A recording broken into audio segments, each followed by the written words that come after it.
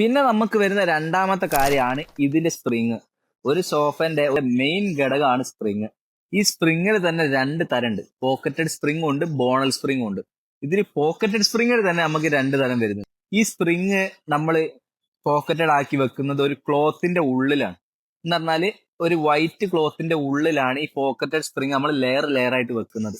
അപ്പം ഈ pocketed spring use ചെയ്യുന്നത് ഈ ക്ലോത്തിന് കംപ്ലൈന്റ് വരാനുള്ള ചാൻസ് ഉണ്ട്. ഈ ക്ലോത്ത് ഫസ്റ്റ് ക്വാളിറ്റി ഉണ്ട്, സെക്കൻഡ് ക്വാളിറ്റി ഉണ്ട്.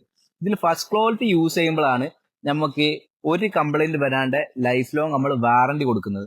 പിന്നെ ഇതിൽ സെക്കൻഡ് ക്വാളിറ്റി യൂസ് ചെയ്താലുള്ള പ്രശ്നം എന്താ വെച്ചാൽ നമ്മൾ കുറച്ചു കാലം ഇതേമാതിരി ഇരുന്ന് കളിച്ചാൽ ഈ ക്ലോത്ത് കീറി തുടങ്ങിയാൽ ഈ സ്പ്രിങ് പുറത്തേക്ക് ചാടാൻ തുടങ്ങും.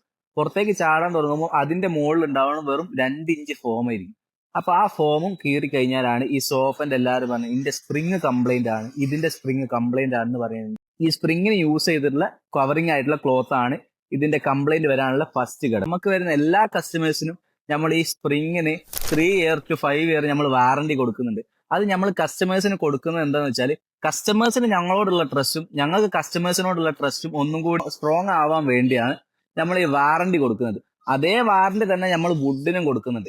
ഈ വാറണ്ടി നമ്മൾ വെറുതെ കൊടുക്കുന്നതല്ല, അതിൻ്റെതായ വുഡും അതിൻ്റെതായ സ്പ്രിങ്ങും യൂസ് ചെയ്തുകൊണ്ടാണ് നമുക്ക് ആ വാറണ്ടി കൊടുക്കാനും പറ്റുന്നത്. ഈ റെക്കോർഡിൽ മിക്സ് ആക്കിയിട്ട് യൂസ് ചെയ്യുന്നത്.